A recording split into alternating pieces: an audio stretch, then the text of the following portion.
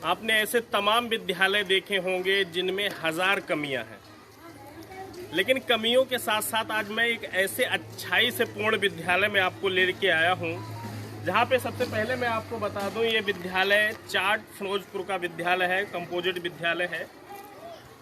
जैसे ही हम विद्यालय में प्रवेश करते हैं तो सबसे पहले यहाँ हमें उचित अधिकारियों से किस तरह वार्तालाप करनी है वो उसका लिखा हुआ है, और उन पे अगर आप उल्लंघन करते हैं तो क्या क्या आपके ऊपर कार्रवाई हो सकती है, ये भी विधिवत इस पे लिखा हुआ है। जिन स्वच्छता के मानकों के आधार पर इस विद्यालय को राज्य से पुरस्कृत किया गया, इस विद्यालय की मैडम और यहाँ के प्रधान जो ग्राम प्रधान है उनको मुख्यमंत्री ने पुरस्कृत किया, वो मानक वास्तव में उस लायक हैं। हम उस पर भी एक नज़र डाल लेते हैं।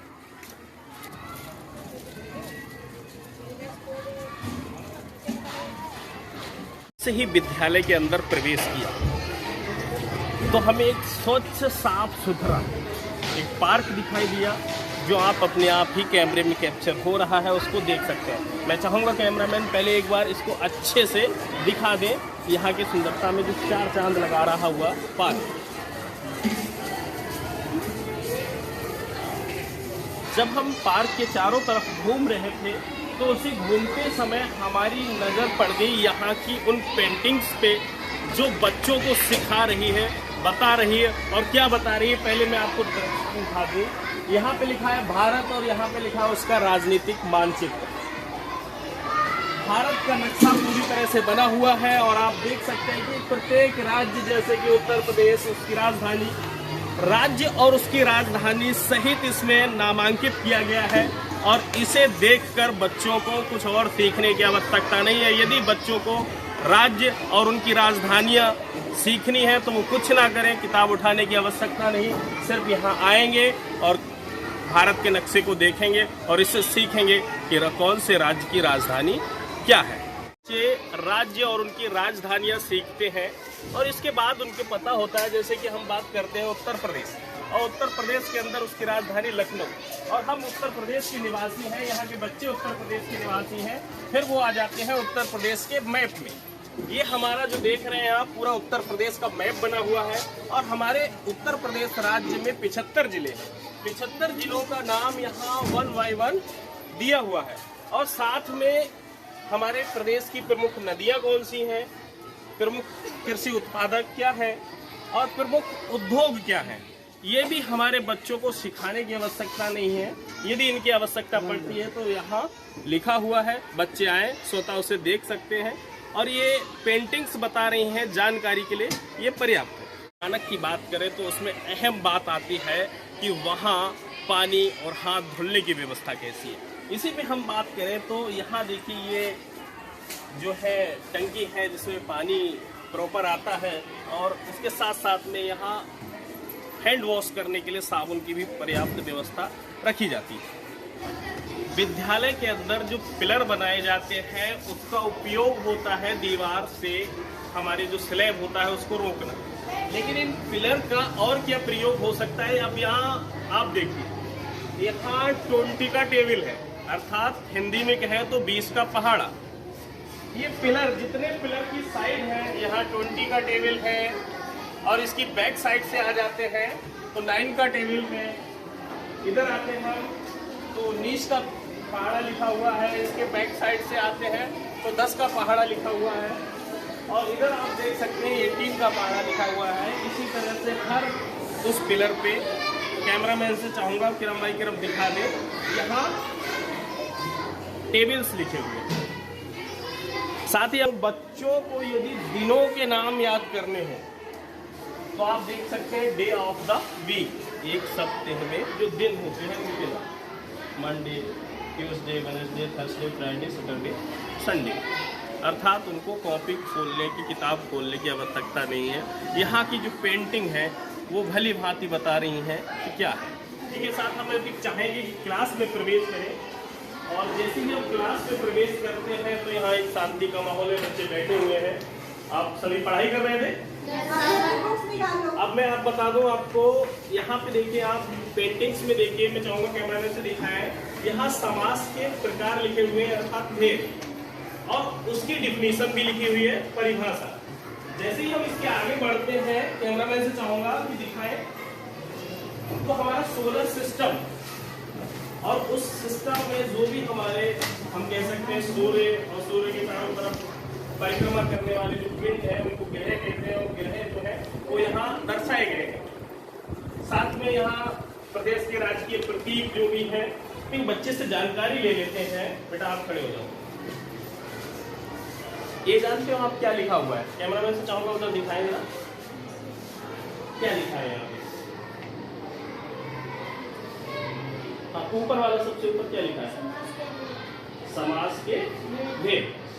अब इसमें लिखा है नीचे दूसरे नंबर पे तत्पुरुष समास।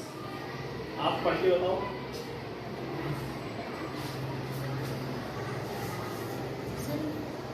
दूसरे नंबर पे लिखा है तत्पुरुष समास।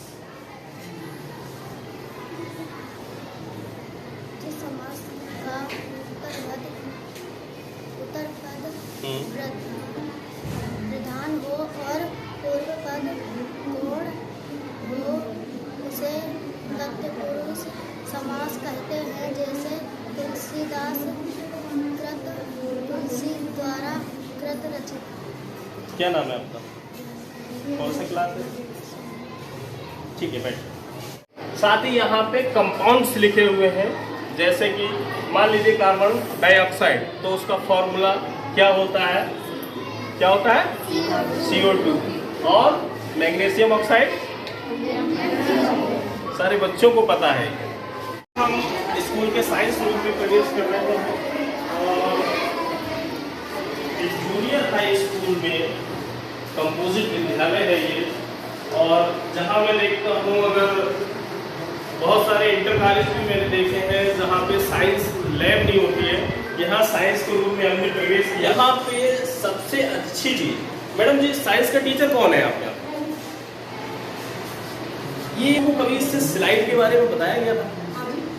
स्लाइड में स्टेम की कंस्ट्रक्शन है, या प्याज की गिल्ली से हम कोशिकाओं को दिखाना चाहते हैं, फॉक से कोशिकाओं को दिखाना चाहते हैं, या इसे प्रॉपर सेल्स की जानकारी बच्चों को दी जाती है। ये मैंने तो ये देखा था मैडम जी, मैं आपको बता दूं कि इंटर तक की जो शिक्षा हमारे यहाँ प्राइवेट विद्यालय है उनमें अगर बच्चा ग्रहण करता है तो वो यहाँ से स्नातक करने जाता है तो पहली बार उसे ये देखने को मिलती है। लेकिन मेरा ये मानना है कि हमारे यहाँ कक्षा 6 से 8 तक विज्ञान विषय है, और विज्ञान विषय का मतलब है प्रयोग। बिना प्रयोग के हम उसको प्रॉपर्ली नहीं सिखा सकते। इसलिए ये मैंने सोचा बच्चे जब इससे करेंगे तो बहुत बेहतर तरीके से उसको समझ सकेंगे। जी, बहुत ही सराहनीय है ये। और साथ ही आपको बता दूं यहाँ पर बच्चों को सिखाने के लिए एक पूरी कंप्यूटर व्यवस्था है। आप बेटा क्या सीख रहे हो इस समय? ये क्या चला रहे हो आप? क्या लिखा है पढ़ते बताओ। अब इनको ये एक्सेल चला रहे हैं और एक्सेल से शीट कैसे बनाई जाती है उस शीट को बनाना सीख रहे हैं और उस पर नाम लिख रहे हैं। मैं चाहूंगा कैमरा से दिखाएं। देखिए यहाँ पे लिखा है अमर जी, और फिर उसके आगे उनको क्या भरना है, गांव का नाम भरना है, वो उन्होंने लिखा है। उसके बाद ब्लॉक भरना है या डिस्ट्रिक्ट भरना है, पूरनपुर। इसके बाद वो पीलीभीत लिख रहे हैं। अब मैं आपको बता दूं यहाँ पे मिड डे मील जो योजना चल रही है, जिसकी वजह से विद्यालय में मैं कह सकता हूँ कि बच्चे खाने के लिए इधर उधर भागते हैं, जिससे विद्यालय में गंदगी फैलती है। लेकिन यहाँ उसकी प्रॉपर व्यवस्था की जा रही है। व्यवस्था ये की जा रही है कि मध्याह्न भोजन योजना अर्थात जो मिड डे मील है उसको अब खाने के लिए बच्चे सेट में बैठेंगे और ये पूरी तरह से तैयार है। इसमें बस पेंटिंग की थोड़ी सी कमी थी जो अब प्रॉपर पूरी होने जा रही है। कहे तो अब इस विद्यालय में इस समस्या से भी निजात पा ली है। आगे बढ़े तो आगे बढ़ के आपको दिखा दूं। फिर यहाँ एक दीवार है और इस दीवार पे ऊपर लिखा हुआ है डोमेस्टिक एनिमल, यानी कि हमारे पालतू जानवर, और दूसरी तरफ लिखा है वाइल्ड एनिमल, यानी कि जंगली जानवर। बच्चों को ये सीखने के लिए हम अक्सर किताबों का प्रयोग करना पड़ता है, लेकिन यहाँ जो वाइल्ड एनिमल है और डोमेस्टिक एनिमल है उनको पिक्चर्स के माध्यम से अच्छे से क्लीन करके दिखाया गया है। और पेंटिंग दिखाऊंगा आपको और इसकी विशेषता क्या है। अब आप सोच रहे होंगे कैमरा में जाऊंगा, पहले ये पेंटिंग दिखाएं। यहाँ पे बुक्स है और उनके ऊपर बच्चे हैं, अर्थात वो पेंटिंग ये दर्शा रही है कि बच्चों ने किताबों के ऊपर विजय प्राप्त कर ली। और कभी कभी क्या होता है कि जो बुक्स होती हैं वो ऊपर होती हैं और बच्चे उसके नीचे होते हैं, इसका मतलब है बच्चे जो हैं उन किताबों को अपने ऊपर एक बोझ मान रहे हैं। लेकिन यहाँ वो पेंटिंग्स बता रही हैं कि बच्चों ने उन पर विजय प्राप्त कर। ये बच्चों को जाने के लिए यहाँ पे शौचालय बना हुआ है, टॉयलेट बना हुआ है for the boys and girl, और बीच में एक बड़ी सुंदर सी पेंटिंग है वाटरफ्लाई की, जिसे आप अपनी तस्वीरों में देख सकते हैं। विद्यालय के अंदर एक पुस्तकालय है और उसमें क्या व्यवस्था है हम ये भी एक बार देख लेते हैं। सबसे पहले जैसे ही हम विद्यालय के अंदर प्रवेश करते हैं, कुछ छोटे छोटे बच्चे हैं जो एक टेबल है बीच में और वो भी आकर्षक लूडो की आकृति में, और उसके चारों तरफ चेयर्स लगी हुई है, बच्चे पढ़ रहे हैं।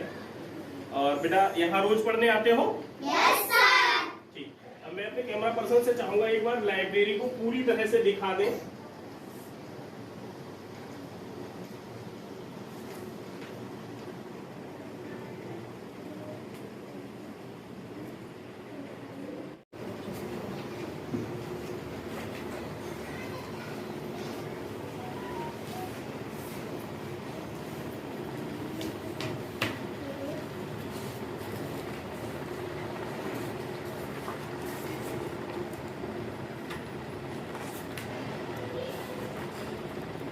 लाइब्रेरी से निकले तो सबसे पहले मैं आपको बता दूं प्रिंसिपल मैडम का रूम है सामने। और एक चीज बता दूं आपको, विद्यालय में प्रॉपर लाइट आती है, फैंस सब स्टार्ट है, कोई भी क्लोज नहीं है।